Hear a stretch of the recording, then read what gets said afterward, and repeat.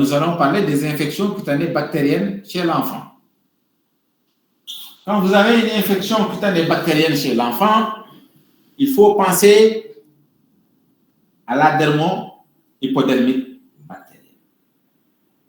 C'est vrai que la dermo-hypodermite bactérienne est le premier motif d'hospitalisation en dermatologie, mais quand même, ce n'est pas aussi fréquent,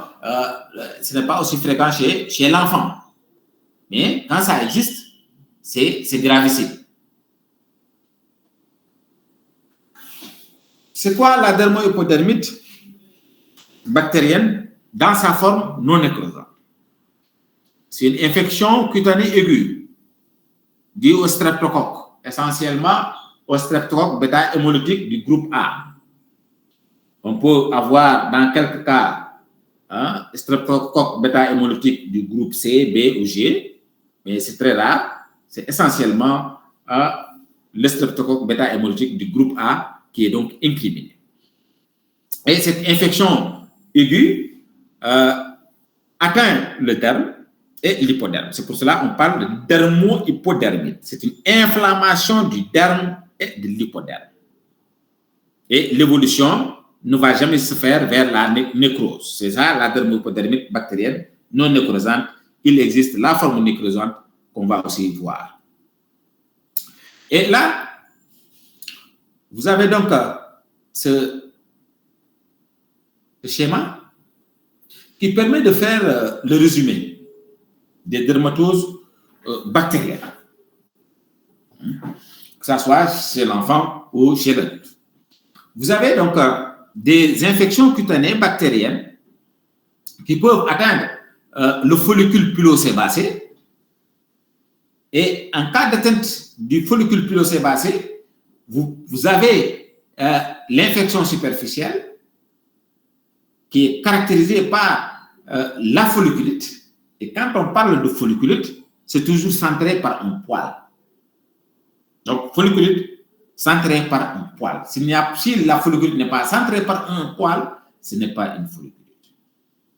Et quand l'infection atteint la racine du follicule pilosébacé, soit c'est de l'anthrax ou bien un furoncle.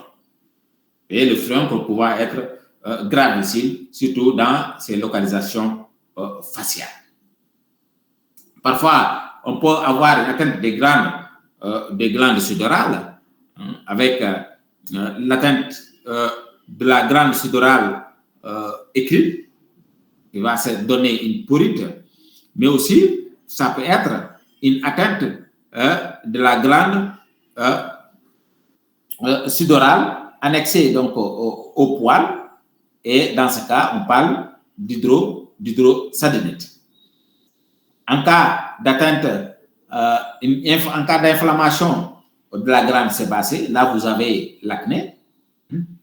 Et concernant les atteintes qui n'intéressent pas les glandes sudorales ni le follicule pilosébacé, on a l'impétigo, qui est l'infection la plus superficielle, jamais centrée par un poil. On peut avoir l'ectyma, l'abcès et le phlegmon. Donc, c'est ça que le phlegmon, ça va jusqu'au niveau de l'hypoderme. En dehors donc de ces infections cutanées bactériennes, on a le groupe des dermo-hypodermites bactériennes. Avec la dermo-hypodermite bactérienne non nécrosante, caractérisée par l'érysipèle. D'accord? Quand on dit dermo-hypodermite bactérienne non nécrosante, c'est essentiellement l'érysipèle. Mais pour cette dermo-hypodermite bactérienne non nécrosante, attention, dans certaines circonstances, ça peut évoluer vers une dermo-hypodermite bactérienne nécrosante jusqu'à la fasciite nécrosante. Voilà donc le schéma qui résume les différentes dermatoses bactériennes. Concernant l'érysipèle, c'est quand même assez rare. Une étude a été effectuée au service de dermatologie donc, de Thiès et avait montré une fréquence de 3 cas par an.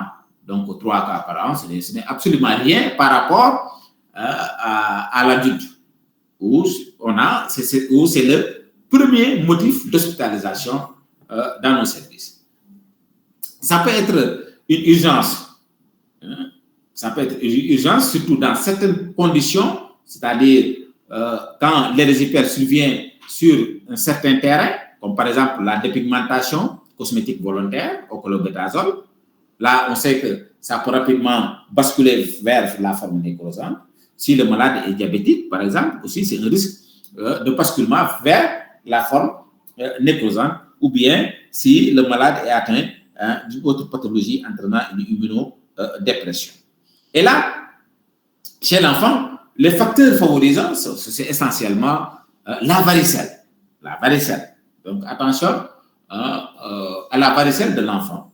Il faut aussi savoir utiliser, par exemple, les antiseptiques, même s'il n'y a pas de signe de surinfection.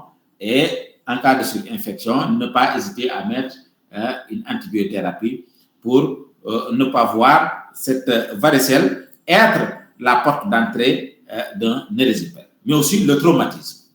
Le traumatisme, les plaies traumatiques peuvent être aussi une circonstance de survenue d'un érésipèle.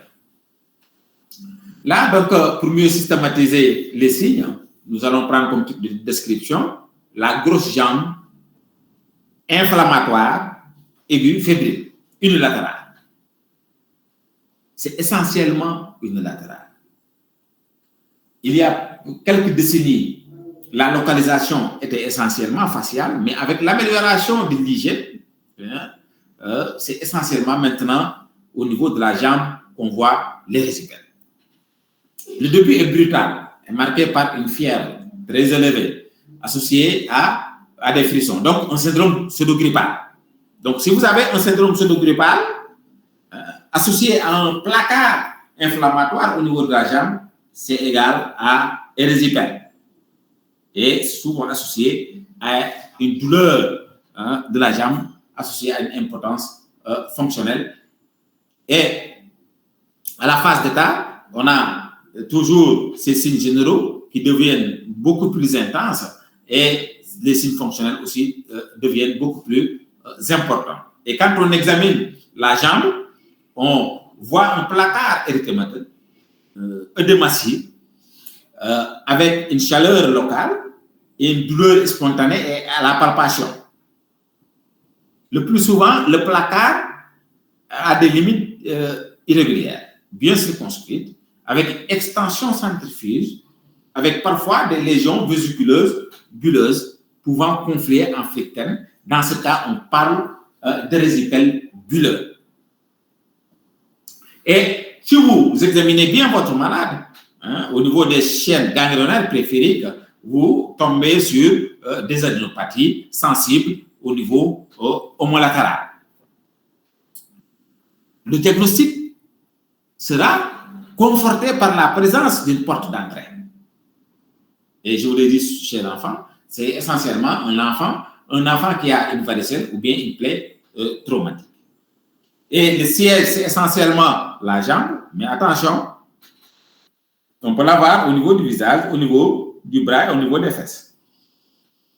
Au niveau du bras, par contre, c'est le plus souvent une porte d'entrée iatrogène avec les cathéters. Le plus souvent. Donc, il faut penser au cathéter, par exemple, au niveau des plis